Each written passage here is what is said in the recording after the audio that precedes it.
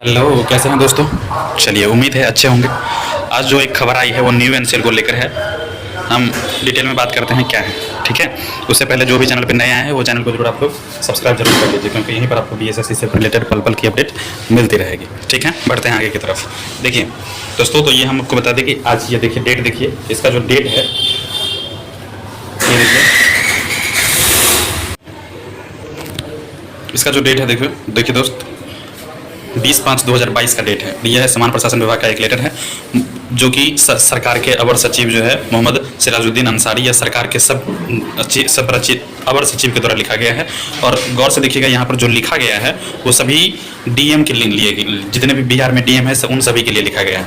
अब आगे क्या बातें हैं वो आपको पूरी की पूरी बातें समझना बहुत ज़रूरी है आपके लिए, ठीक है।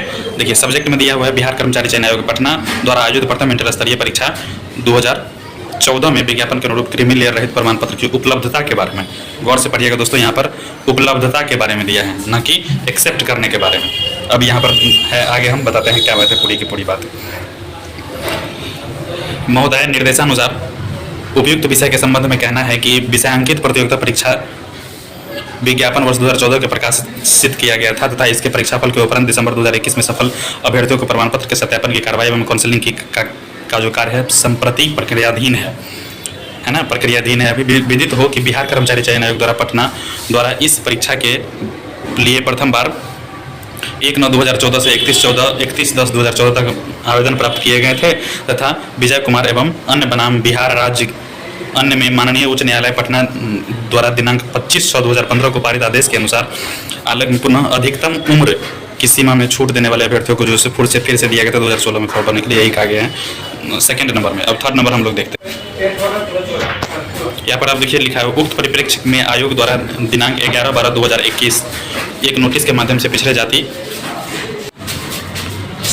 वर्ग के सफल अभ्यर्थियों के क्रीमी लेयर रहित प्रमाण पत्र इस विज्ञापन हेतु आवेदन प्राप्त करने की अंतिम सीमा दिनांक 31/10/2014 रखी गई थी और 2016 तक मान्य घोषित किया गया था। जबकि इस परीक्षा के अभ्यर्थी के अनुसार उक्त विज्ञापन में स्पष्ट दिशा निर्देश नहीं रहने के कारण विज्ञापन के 8 वर्षों के पश्चात अभ्यर्थियों से 2014 का क्रीमी लेयर रहित प्रमाण पत्र मांग किए जाने पर इसे सुलभ कराने में अभ्यर्थियों को कठिनाई की व्यवस्था की गई है। गौर से देखिएगा दोस्तों, यहाँ पर सरकार ने तो अब यह बात कही है, लेकिन बिहार एसएससी की गलती इसमें नहीं कह रही है, वो भी ये भी कह रही है कि उससे पहले का उपलब्ध कराने में कठिनाई हो रही है। अब आगे बढ़ते हैं। बिहार कर्मचारी चयन आयोग द्वारा लगभग 3500 न्यू एनसीएल कैंडिडेट की जो संख्या है वो है 3500 अभ्यर्थियों के पास 2013-14 की अवधि का क्रीमी लेयर प्रमाण पत्र उपलब्ध नहीं है, जबकि नियमानुसार पिछड़ा वर्ग के अंतर्गत आरक्षण का लाभ करने हेतु उस अवधि का क्रीमी लेयर प्रमाण पत्र होना आवश्यक है। अभी आगे देखिए, आगे और है, पेज और है, हम आपको संक्षेप में बताने का प्रयास करते हैं। 4 नंबर जो है, 4 नंबर में ये कहा गया है कि बीएसएससी के द्वारा समान प्रशासन विभाग से सुझाव का अनुरोध किया गया था, यही है 4 नंबर। 5 नंबर में देखते हैं हम लोग दोस्तों। इस संदर्भ में मुख्य सचिव बिहार की अध्यक्षता में एक उच्च स्तरीय बैठक दिनांक 12/5/2022 को आयोजित की गई तथा जिसमें उत्पन्न परिस्थितियों के मद्देनजर सम्यक विचारोपरांत निर्णय लिया गया कि आयोग इस परीक्षा में सफल परीक्षा वर्ग उच्च स्तरीय बैठक में जो है यह निर्णय लिया गया कि पिछड़ा वर्ग एवं अति पिछड़ा वर्ग के अभ्यर्थियों की एक बारगी उपाय के रूप में पूर्वोदाहरण नहीं बनाए जाने की शर्त पर अभ्यर्थी के माता पिता के वित्तीय आधार पर क्रीमी लेयर रहित प्रमाण पत्र व्यवस्था किया जाएगा। मेन बात है यहीं पर है दोस्तों। एक कमेटी, उच्च स्तरीय कमेटी गठित की गई थी, उसमें यह लिया गया कि आयोग की इस परीक्षा में सफल जितने भी अभ्यर्थी हैं उसको उदाहरण दिया गया कि माता पिता जिन जो है उनके उसके वित्तीय वर्ष 13-14 के आय के आधार पर 13-14 में जो उनका आय था, आय के आधार पर वर्ष 13-14 का क्रीमी लेयर रहित प्रमाण पत्र निर्गत करने की व्यवस्था की जाए। समझ गए दोस्तों बात। अब देखिए, गौर कीजिए कि अगर जो भी है गार्जियन, उनके पास 13 या फिर तो इस अवधि का 13-14 के अवधि का अगर आय नहीं होगा तो फिर उसका कैसे बनेगा।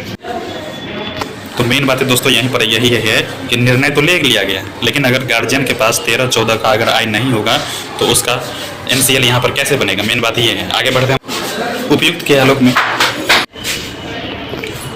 आलोक में अनुरोध है कि प्रथम इंटर स्तरीय परीक्षा के सफल उम्मीदवार जो भी हैं जिनकी सूची आयोग द्वारा सभी जिला को उपलब्ध करा दी जाएगी, और जो भी है कैंडिडेट जिसमें है बिहार एसएससी क्या करेगा, ये सभी जिलों को उपलब्ध करा दिया जाएगा।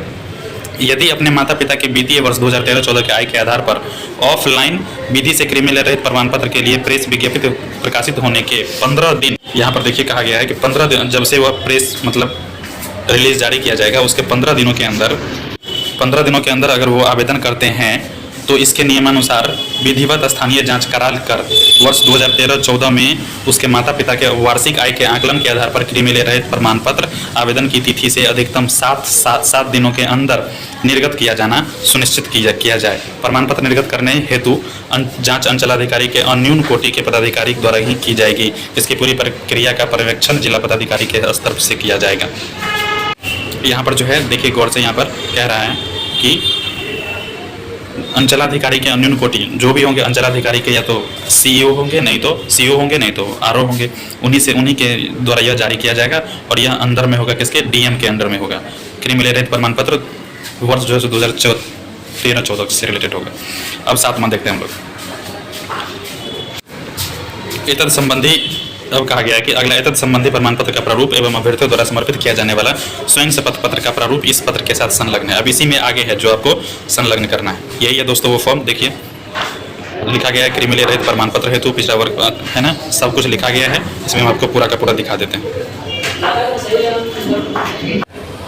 दोस्तों। यहाँ पर ये देखिए, ये पूरा है। यहाँ पर जो है ये पूरा है, दोनों का दोनों आप लोगों को आपको डाउनलोड करना पड़ेगा। और ये है आपके लिए क्रिमिनल रहित प्रमाण पत्र स्वयं शपथ पत्र, ये हुआ स्वयं शपथ पत्र। और ये हो जाएगा आपका क्रिमिनल रहित का फॉर्म के लिए अप्लाई होगा। और वो स्वयं आपको शपथ पत्र के रूप में एक देना है और दूसरा जाएगा कि इस तरह के रूप में जो बनेगा आपका, ठीक है। तो कुल मिलाकर यही है दोस्तों कि आपके पिताजी के नाम से आप जो है 2013-14 का जो है 2013-14 का आपके पिताजी के नाम से अब एनसीएल फिर से बनाया जाएगा। उसके लिए 15 दिन के अंदर में किया जाएगा। और उसके बाद 7 दिन का अगला डेट रहेगा, जिस दिन से किया जाएगा, प्रकाशित जिस दिन से होगा अगले 7 दिन के अंदर में आपको यह पूरी की पूरी प्रक्रिया मतलब आपको मिल जानी चाहिए। और ये फिर से अब लगता है कि बीएसएससी को जमा करनी चाहिए। तो देखिए अब तो लगता है फिर से सरकार भी लफड़े पे लफड़े फंसाई जा रही है। एक तो वैसे ही 8 साल हो चुका है इसको, बिहार एसएससी को शर्म आती नहीं है, दूसरे वैकेंसी की तरह इसको भी एक्सेप्ट कर लेता है। एक बात थी और कोई बातें नहीं था, इसमें कोई फर्जी कैंडिडेट है ही नहीं। लेकिन फिर भी न तो बीएसएससी और ना ही सरकार, दोनों जो है सो इसको फंसाने के लिए पड़ गए। खैर जो भी हो, आप लोगों को अब ये बनवाना पड़ेगा, मजबूरी है। क्या कीजिएगा, ये दोनों फॉर्म जो है सो फॉर्म नंबर 10 और फॉर्म नंबर 11 ये दोनों जो है आपको बिहार एसएससी की साइट से या फिर कहीं से डाउनलोड करना पड़ेगा, हम बता देंगे आपको, ठीक है। उसके बाद अब लगता है कि थोड़ा रिजल्ट में लेट होगा, और नहीं तो बिहार एसएससी के पास ऐसा भी ऑप्शन है कि वो रिजल्ट को जो है सो प्रकाशित कर दे और उसके बाद जो है सो बीच की जो अवधि रहेगी उसमें जो जमा करेगा उसको ज्वाइनिंग लेटर देगा। खैर क्या करती है वो देखते हैं, मिलते हैं अगले वीडियो में अगले अपडेट के साथ। तब तक के लिए धन्यवाद। ठीक है दोस्तों, मिलते हैं बाद में।